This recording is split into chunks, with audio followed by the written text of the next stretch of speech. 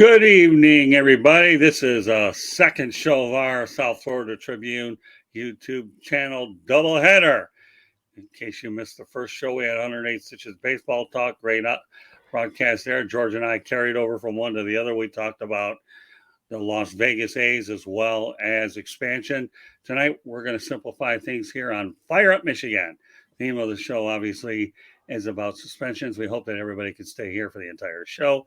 But before I go over to the introductions here, I want to let everybody know that if you got everybody participates in the chat room, we'll have an opportunity to come on our show at a future date.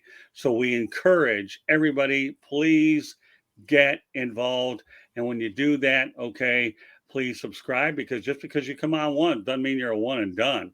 Okay, this isn't college basketball where you have one and dones. Okay, if I find that there's some talent over there, I'll be more than happy to bring on as often as you want to come on and interact with all of our analysts. So please keep that in mind.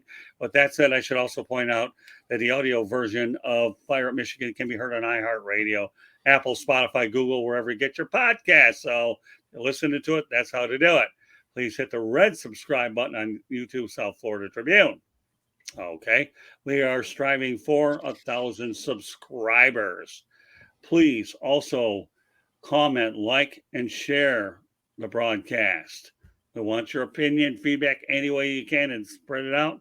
Want to be a guest? No problem. Send topic ideas to southfloridatribune@gmail.com. Or, like I say, participate in the chat room, and we will bring you on.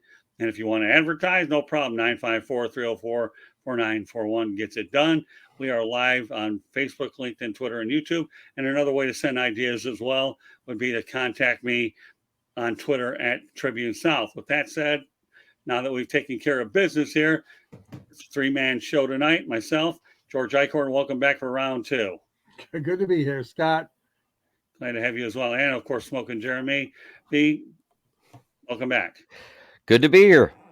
All right. As I mentioned at the top of the broadcast, we're talking about suspensions. So we're only going to talk about a couple of them. The last Lions player to be suspended was on January 7th, 1963 by the NFL was Alex Karras in 1963, as I just mentioned moments ago. There were some concerns about his ownership share in Detroit's Lindell AC bar owned by Jimmy Butza Karras, which became a source of controversy when league officials urged him to sell his financial interest in the place because of reports of gambling and organized crime influence. Well, he obviously didn't do it. So after first threatening to retire, then give up bar ownership. But Karras would later admit that he placed bets on NFL games and was suspended by the league, along with Green Bay Packers running back Paulhornung for one season, that being the 1963 season. During his exile, Karras returned to pro wrestling, took on Dick the Bruiser. Boy, we remember that name, don't we, George? Yeah. Okay. And on March 16th, 1964, NFL Commissioner Peterozelle reinstated him. And Hornung, Karras, here's a funny story for everybody out there. Karras in 1964 once refused when the official asked him to call the pregame coin toss. He says, "I'm sorry, sir." Eichhorn's favorite word, sir. "I'm not permitted to gamble." So, you know what, George? Alex was quite a character. Alex was, and they're bringing up a lot of good stuff and bad stuff about Alex over the years. But he literally was blackballed by Pete Rozelle and the NFL owners for a long, long time. I found it amusing that Jimmy and Johnny Butza Karras, who gave their flesh and blood to making sure that Lindell AC was a good place for sports fans to go to, that was the center hub of gambling at the time, supposedly, according to the NFL investigation. But right. Alex waited a long time. He finally got his redemption just a year or two ago when they put him in the Pro Football Hall of Fame. He was in that makeup class where they had a lot of people that have been overlooked through the years. But, he always had his own opinion. I mean, there's no question about that. But it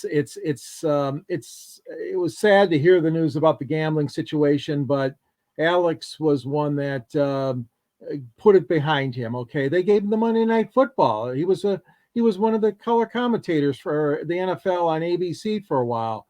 So I mean, he made amends. He was an actor, and married Susan, and he had a great career in the entertainment business as well. But yeah, that brought up a lot of memories, guys, with Alex Karras and the link back to the situation which we just heard about recently.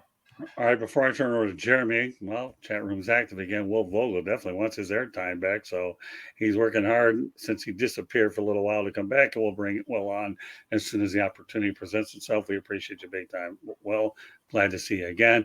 Also, Felicity Jean, thanks again for coming on. We appreciate you coming on. And well, and anybody else out there, there's airtime to be had. Just come on out there, subscribe, and interact with us. That's all there is to it. Okay, well, you know what? I think Will Vogel's stealing your thunder, Jeremy. But you know what? I got to put the comment up there, and I'll let you just respond to it. So go ahead. Alex Karras was also on Webster, you guys probably know. As a matter of fact, that's my first memory of Alex Karras, is playing the father on Webster to the adopted son, Emmanuel Lewis. Yeah. There you go. Yeah, Webster. Well, we'll figure it out when to bring on. In the meantime, just keep your active participation. I don't plan next week or the week after until later in the week. Our top priority is making sure we have going on. But we appreciate your energy, Will, big time. So with that said, okay, we'll talk about Alex Karras. You know, I want to give you guys a pretty interesting story on this guy. Number one, I'm at McIntyre Elementary School, and I'm in third grade, I believe, second or third grade, one of those. Who knows after this many years? I believe it was third grade. I had some football cards in my desk, and the teacher, her name, I'll never forget the name. Her name was Mrs. Galicki. She took away my football cards and came back to me at the end of the year. But here's the problem. I got them back, but you know what card that Mrs. Galicki kept? Alex Karras. You know it. So, I know Mrs. Galicki, who knows where you're at? Not really worried about, but you took away my Alex Karras card. Shame, shame, shame, as Gomer Pyle would say, even when I was young enough. Shame, shame, shame. There you go. We got Gomer Pyle reference tonight, and Jeremy does it. Yeah. As he's drinking that dew to make sure that shame, shame, shame. Now, she took away my football cards. Get this, okay? And she gave them all back to me, but Alex Karras. I guess a third grade teacher was smart enough to know he was a pretty good lion, and so be it. But at least you say the third grade, though. At least I'm able to get the story out, Jeremy. Thank you very much. Okay, now you can pick up your thoughts. It's crazier that you say the third grade, because the third grade was when I met Bob Greasy when he was doing that, promoting the physical fitness for children. Oh, I never met Bob Greasy. That was back in 78, I believe it was. Yeah, I was in junior high then. Let's not get into the age card here. Let's stay on point about Alex Karras. I get depressed when I start thinking that far back. Never met Bob Greasy. Met a lot of people with Dolphins. I never had a chance to meet him. Maybe down the road we'll see. All right, so let's talk about Alex Karras. Okay, yeah. And some thoughts. I mean, I gave my main one. That one, I remember watching Blazing Saddles when he punched that mule in the head and knocked it out cold. Mongo. Blazing Saddles and Webster. My goodness. He was very opinionated, no question about it. And he was also featured, guys, in the movie called Paperlion. George Plimpton wrote a book about Lions training camp at Cranbrook, where they used to train in Bloomfield Hills. And I know a lot of his stories centered around Alex Karras. He's just a funny guy. He's an all-around nice, goofy kind of guy. But, man, he played some mean defense, that front four. Oh, yeah. No, it sounds like to me he was a pretty good actor as well, wasn't he? Yeah. Yeah, he sure was. I got to hand it to the Detroit Lions. Okay. They do produce good analysts on TV, okay, when they're done playing.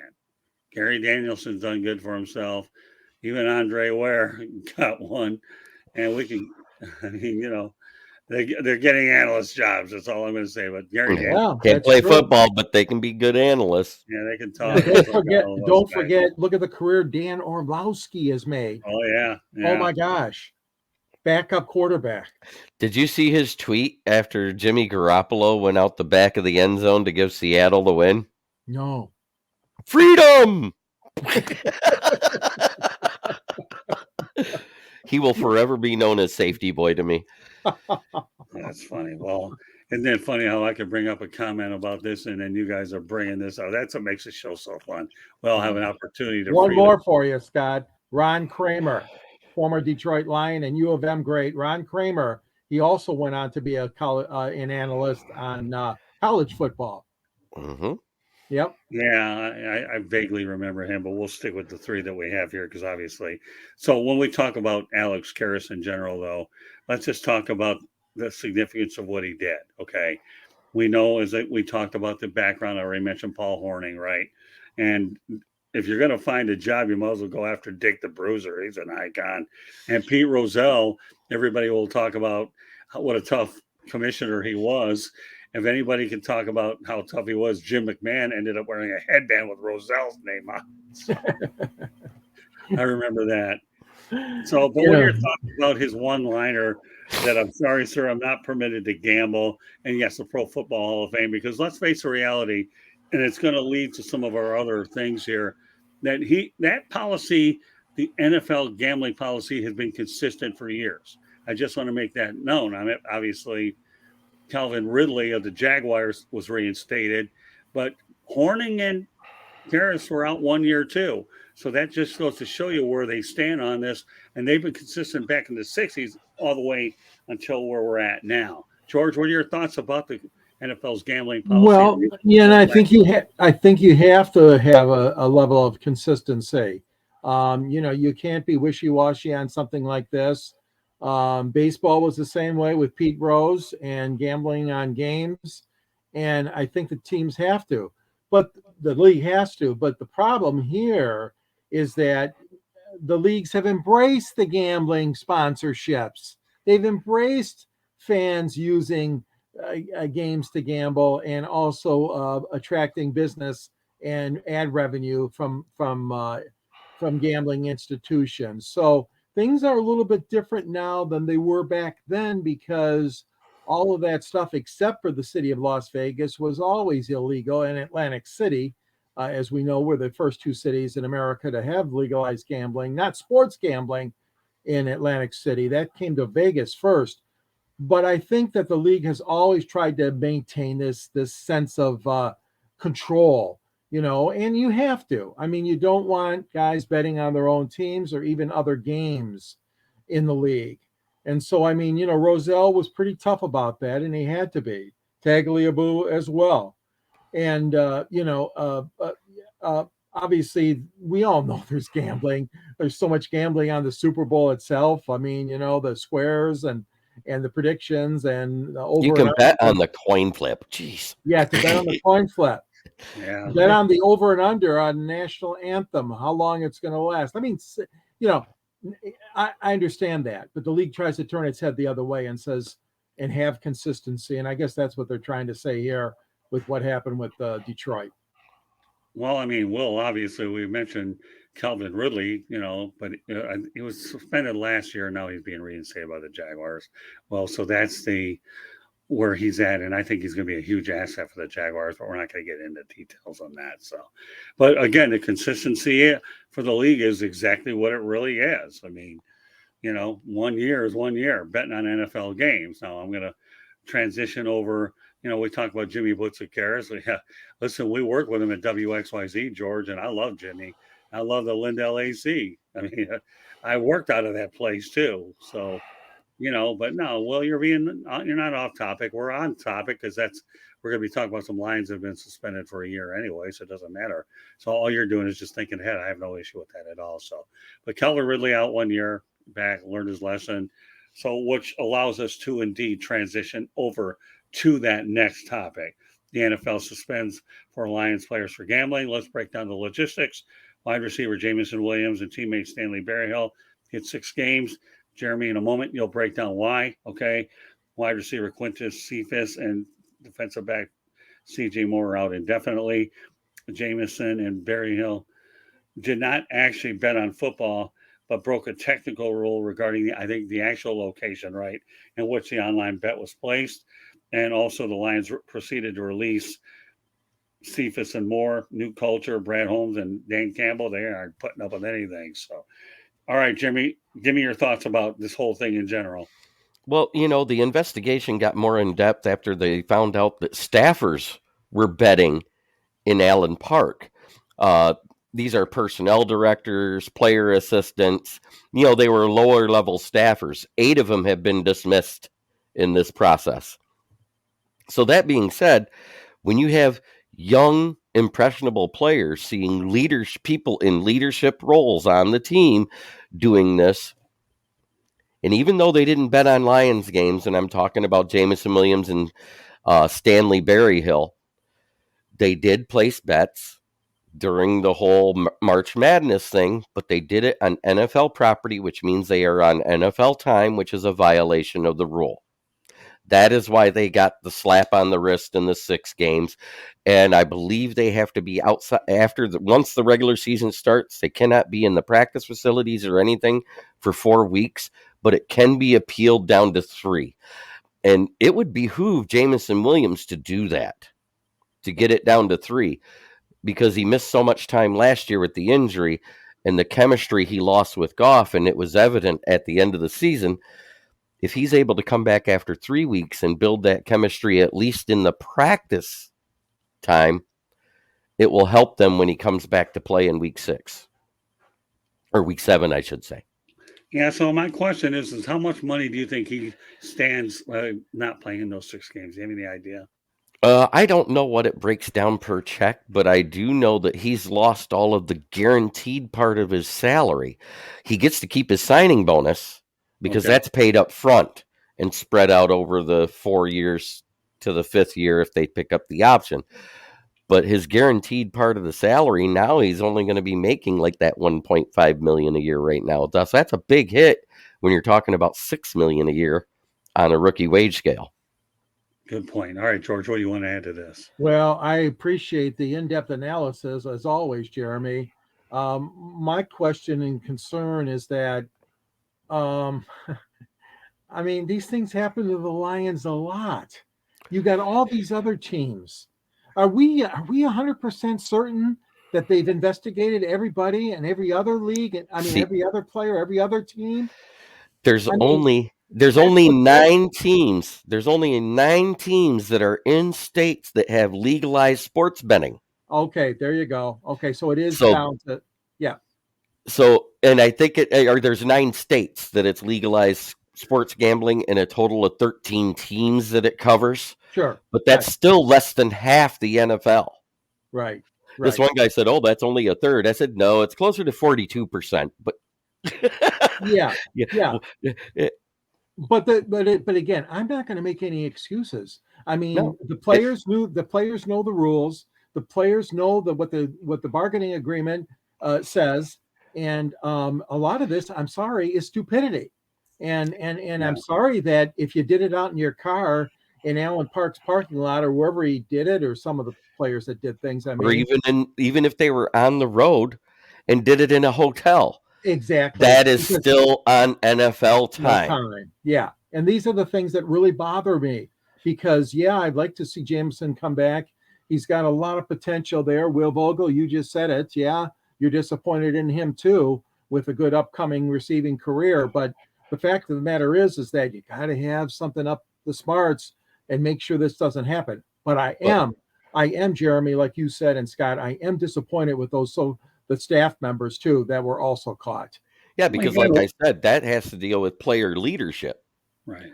And if they're doing it and these young impressionable players say it, I can do it too. All the bottom line is you got to lead by example. Yes. And they didn't. All right, so let me ask you a couple of questions. You both brought up some interesting points. Point number 1, and each of you get to respond to it, okay? That way you'll be able.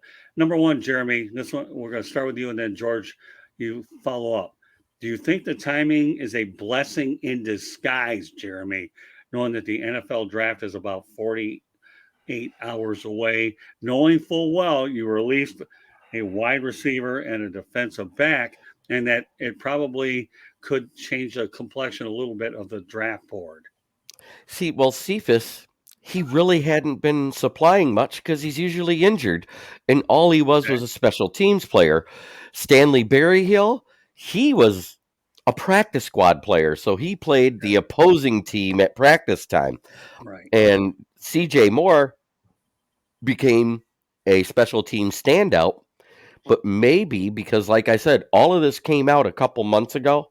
So bradholmes has known about it. Maybe that's why at the end of free agency, they brought back Jalen Reeves-Maben to take his place on the special team squad. It's fair. No, I like that. I mean, let's face the reality.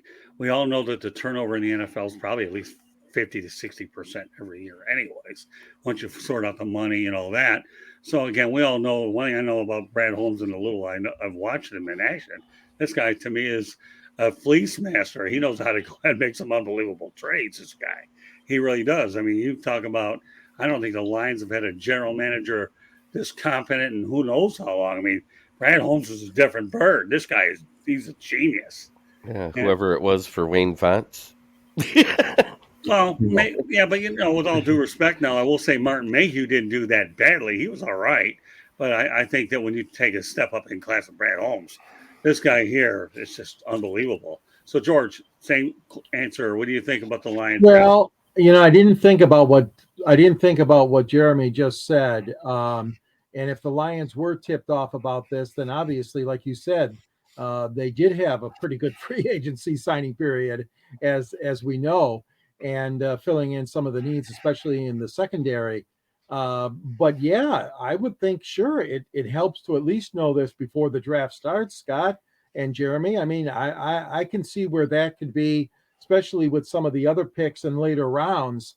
I mean, like you said, some of these guys really weren't fitting into the plans as far as being significant. cjmoore, yes, and of course Jameson Williams. But no, I think that the fact that they did know about it ahead of time is somewhat of an advantage as far as shaping your roster. Okay, one other thing I want to point out. Okay, now we're starting to see NFL teams in gambling towns. Okay, now forget about Las Vegas, the Raiders, but Detroit is one. You have 3 casinos there and one across Windsor. Okay, I don't know. I think they had the Motor City Casino. Is that still there? Yes. And then the MGM Grand. And then the Greektown one. Greektown, right. So gambling. Greektown was the first one, right? I think so. I think so. Yeah. And then they fought Circus one. Is that the Motor City Casino? I don't know. Motor and then, City. Of course, the MGM. Yeah. Okay. So, but that said, okay, Detroit being a gambling town, I don't even know. Are the casinos pretty busy and packed up there? I don't even know. Do you guys know? Yeah, they do release figures. Don't they, Jeremy, every month? And I mean, they have to report the figures every month to the state. Yes. And because they have to have so many winners, so many losers, there has to be a percentage of winners on the machines as well as at the tables. No kidding. I never knew that. Unbelievable. Yeah. So to answer your question, Scott, yes, it's quite popular still here. Of course, with COVID and with a little bit of a downturn on the economy, that affected them a little bit. They went down a little bit, but I know. And then guess what? The Lions are host to other teams. So you got all these other players, and the Tigers are host to other teams too. But I'm saying the temptation is got to be so great for some of these out of town teams coming in. Greektown's like what, a half mile away from those stadiums? Yeah. So I mean, not just the NFL, but the other sports as well. And it used to be so inviting for the fans at Greektown that you used to be able to park there, and they would shuttle you if you had tickets to the games. They had to shut that down because too many people were taking advantage of it and not even going in the casino. Okay. Yes. Well, all right. So the main thing I know, again, I haven't been around those casinos in ages, being in Southern Florida like I am now. But let's face it, gambling's a reality, whether we like it or not. You have tribal casinos all over the country. And then you also have Vegas and who knows what's next. I mean, Atlantic City isn't that far from the Meadowlands. I know it's probably a matter of an hour or two. I mean, nothing in New Jersey's far away anyway, so it doesn't matter. Yeah. But let's face reality. Gambling's a realization. We even have our own gambling show with John Ryan that we have on Monday nights, and during football season, it's going to be on all the time. So it's here to stay.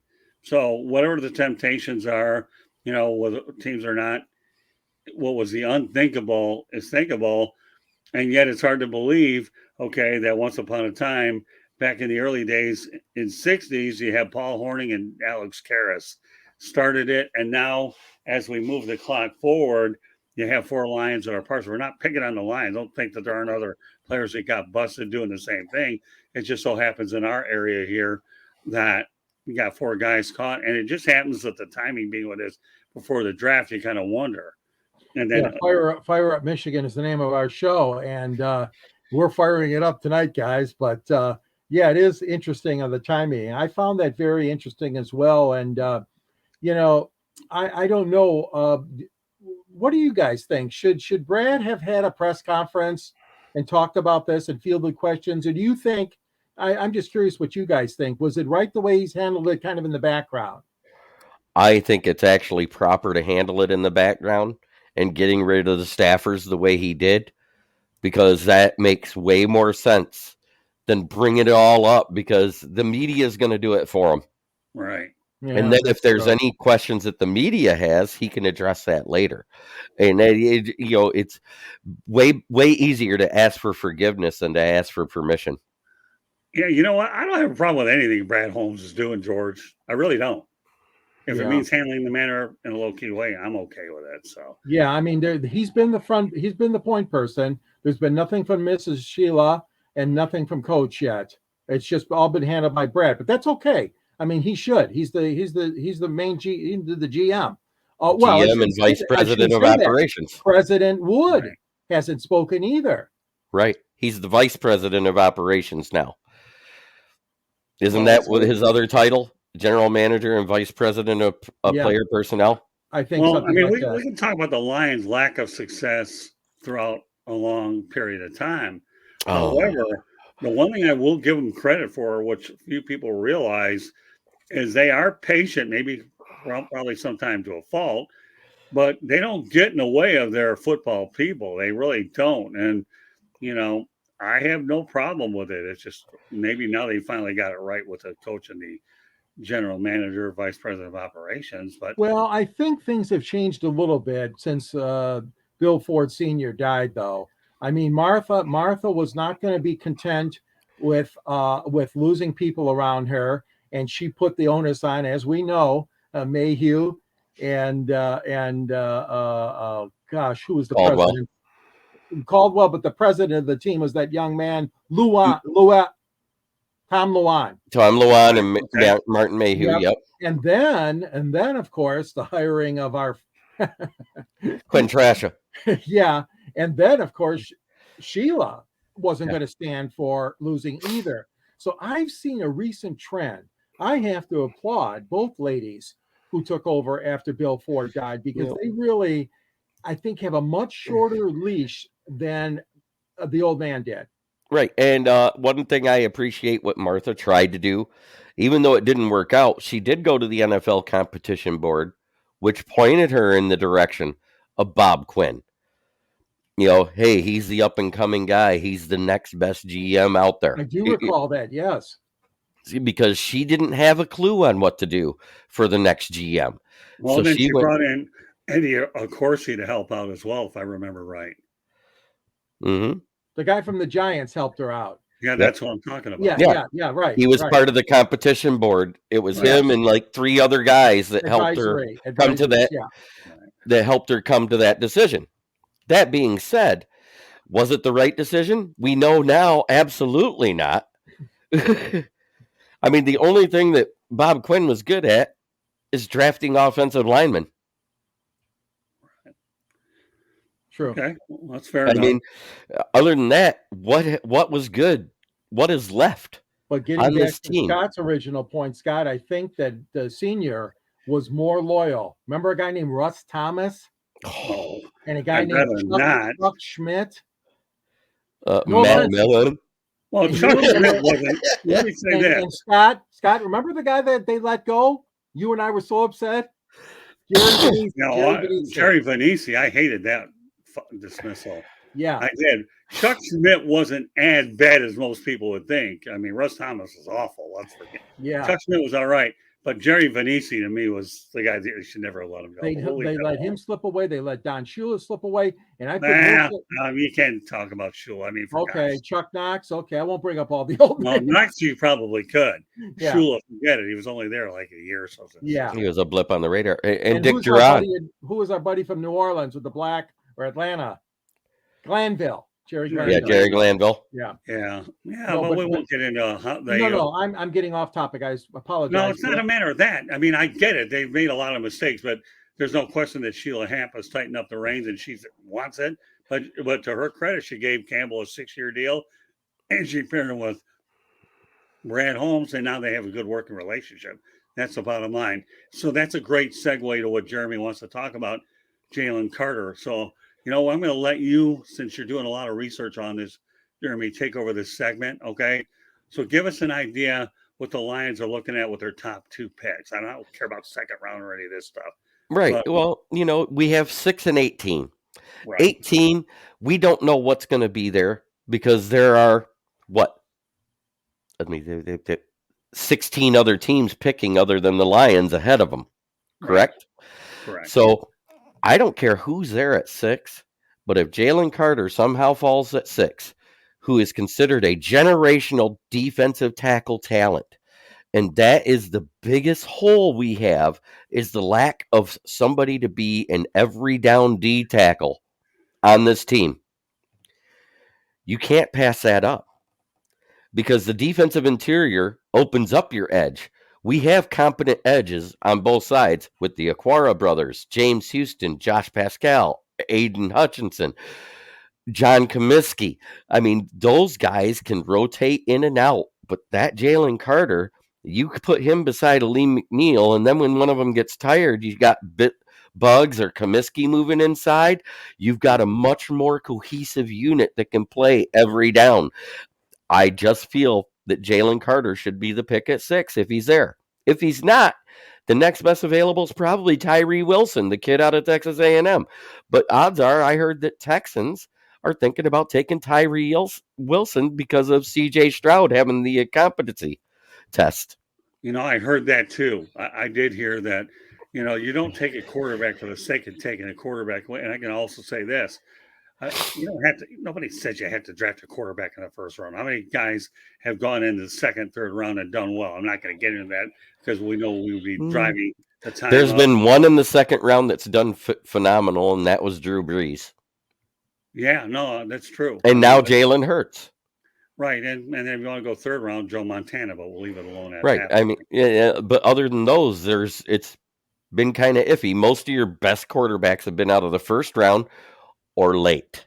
But you know what, Jeremy? You talk about, again, here we go again with Carter, and those kind of issues which you don't want to have if he's got any bad habits or bad issues. Yeah, but George, I'm sorry to interrupt you, but Warren Sapp didn't come out a choir boy, and how did that work out for the Buccaneers?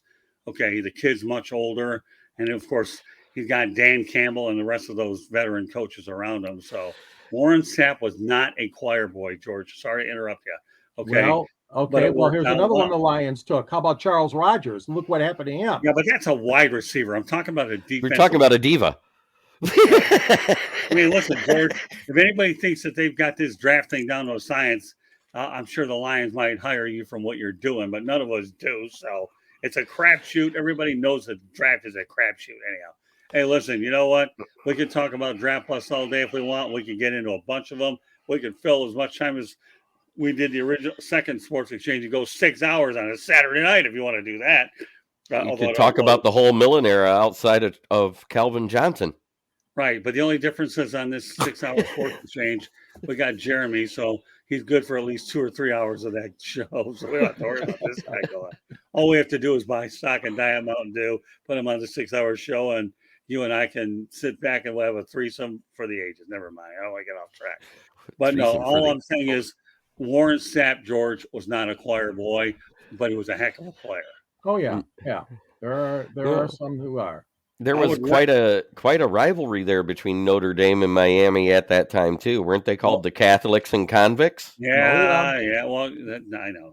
ESPN did a series on that. Yeah. Yeah. All right, but the main point here is if I'm going to draft an impact defensive player in the top 5, 6 picks, then how did Myles Garrett turn out with the Cleveland Browns? He said, if you don't draft us, I'm going to make you regret it. Well, the Browns said, we better draft him, and they haven't regretted it because Myles Garrett has been a Brown through and through between. He's been a heck of a pickup for Cleveland. And I know Houston has made some sound defensive picks early in the draft. So I'm not talking about the Houston Texans draft, but the point is you're right, Jeremy. I read the same thing, that CJ Stroud is being exposed, but then this is a lot of pre-draft hype anyhow, and there's a lot of quarterback needs, and that's why I don't get into these mock drafts, because they're a guessing game.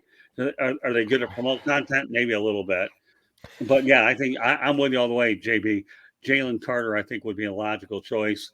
And of course, when you have Aiden Hutchinson, I still think the Lions could get a quarterback at some point. Max Duggan or Hendon Hooker would be, in my mind, 2 logical possibilities if they come a little later. If Jeremy, you have anything that differs from that, I'll keep quiet. Go ahead.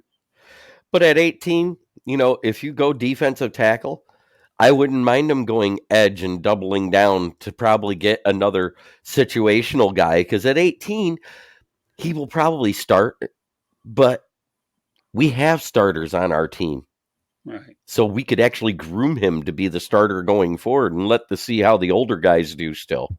See if they still got some mustard in their tank. I agree. Like Romeo or Julian. Right. Then we got Josh Pascal and we got James Houston. Or you go corner. And you could end up doing like I said, you take Cam Smith at 18, then you got the dual overhead Cam secondary.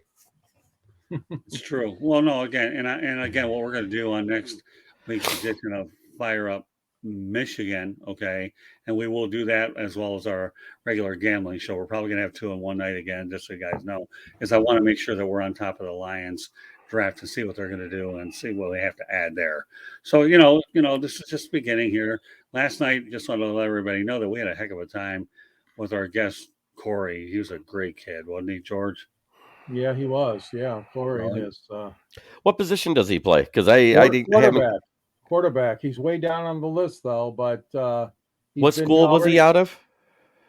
Well, he started at Ohio State, then worked in a couple of Division II. He left Ohio State. Yeah. Yeah. No, it's done. But But I don't want to get off too topic. No, that's okay. I just was curious. No, he's a quarterback. This kid slated to be a potential 6th round pick, but.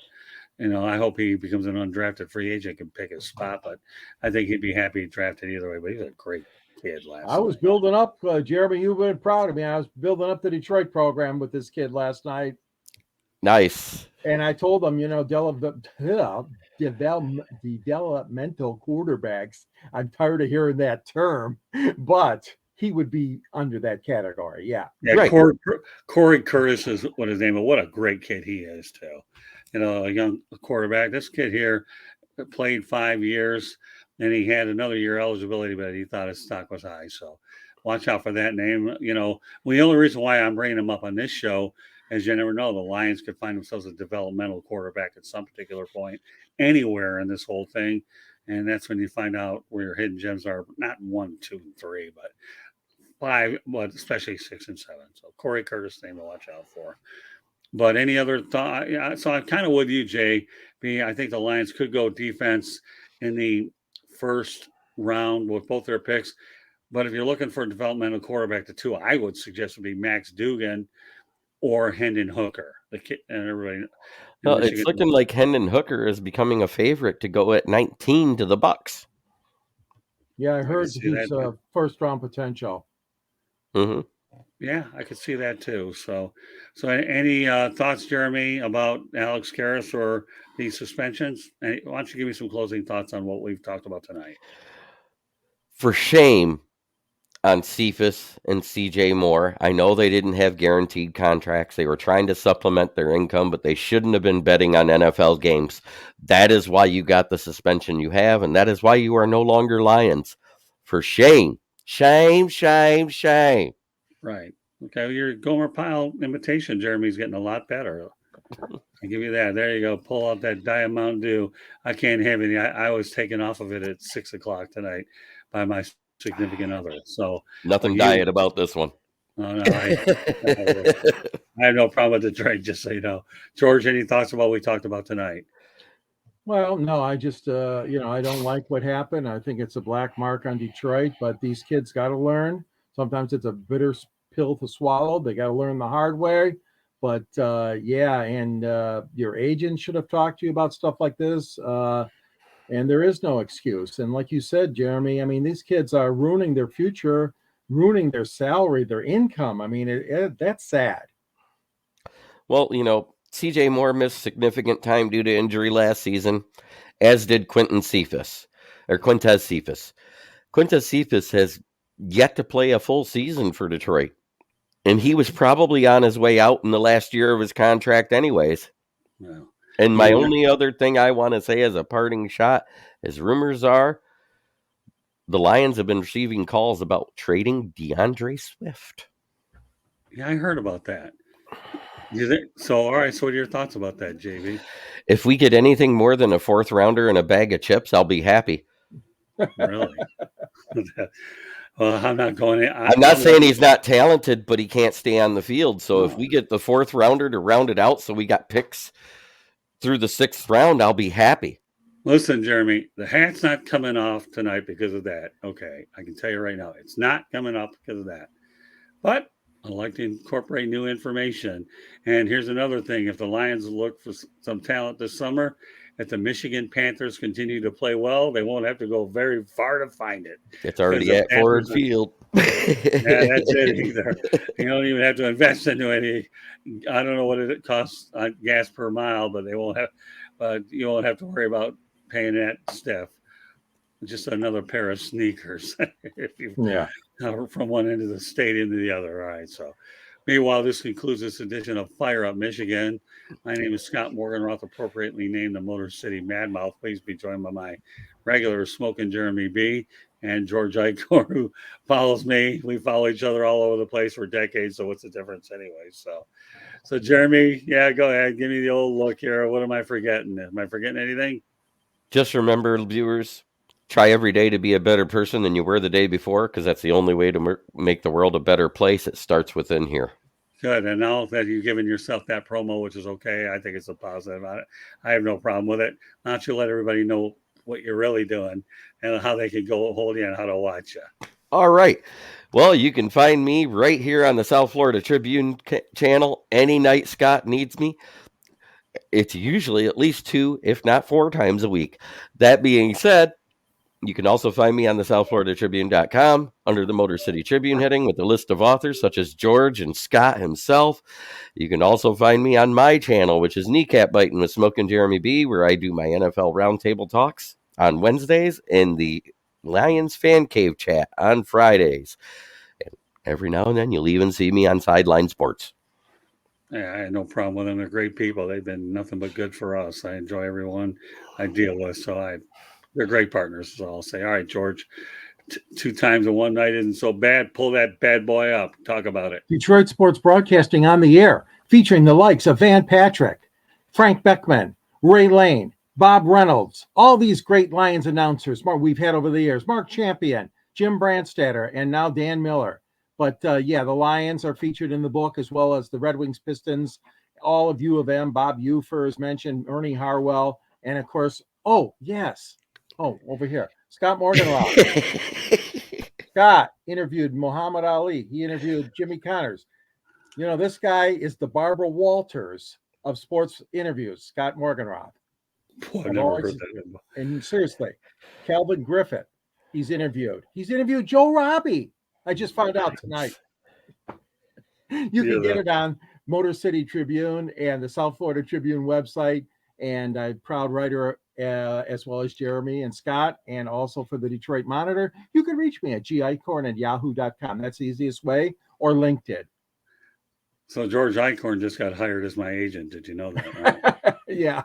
I mean, he does a better job building me up than I do. I like. Does anybody call you that, Scott? The Barbara Walters of sports interviews? No, I'll get to that in a moment. I just want to point out to everybody that the audio version of Fire Up Michigan, I can get this out, can be heard on iHeartRadio, Apple, Spotify, Google, wherever you get your podcasts. Please hit the red subscribe button on YouTube South Florida Tribune. We're striving for 1,000 subscribers. And I'm finding that our chat room is very useful. If you want to be a guest on the show, no problem.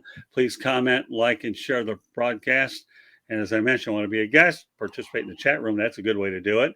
Or send your topic ideas to southfloridatribune@gmail.com. Or you can even contact me on Twitter at Tribune South. If you want to advertise, no problem. Call 954-304-4941. We are live on Facebook, LinkedIn, Twitter, and YouTube. Kudos to Candy Ebling, does an unbelievable job making sure everything goes up in a timely manner. And that's really pretty good stuff there, too. Let's go back to the chat room and see if we have any activity. Yeah, yes, we do. Look at Jennifer, that. you're right, Jennifer. Yeah. Ali's daughter, Lonnie, is a dear friend of mine. Wow. Yeah. So Jennifer Lee Cobb. Hey, Jen, how you been? We need to get back in touch. I was in touch with Jen before and one of the classier ladies out there. So feel free to reach out to me anytime, Jennifer. Glad that you're able to go ahead and participate on the broadcast as well. You know what? I got to put this up there because that way I don't have to show and tell. And as an NFL alumni cheerleader, I am super pumped for the draft. And so, Jennifer, by all means, reach out to me at southfloridatribune@gmail.com. This platform is growing, and I would certainly love to have you continue to be a part of it and grow this brand that we are working so diligently to indeed do.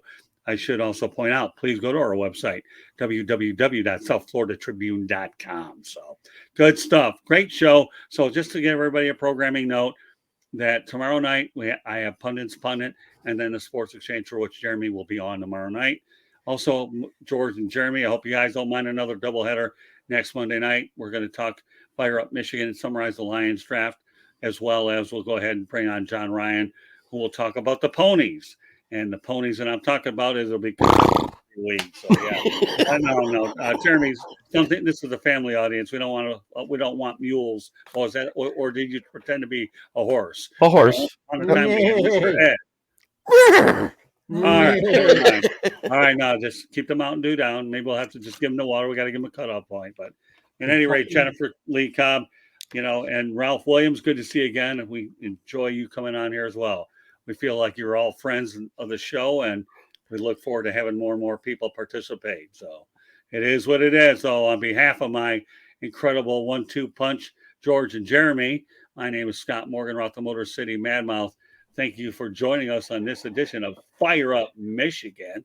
Okay. And we look forward to seeing you next Monday night when we talk about the NFL draft, Detroit Lions style. So meanwhile, good night, everybody. Unless I have another comment in there that I need to do, you're welcome. I love all these comments. I'll go ahead all day long, okay, and bring them on. We can extend the show by a few seconds. I want everybody to get recognized here. Okay, good stuff. So in the meantime, repetition one more time. George, Jeremy, this is Scott.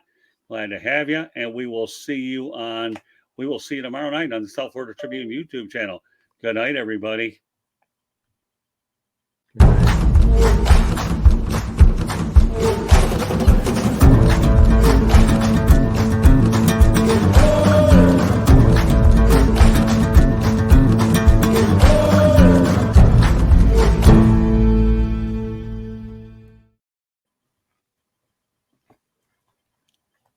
Goodbye.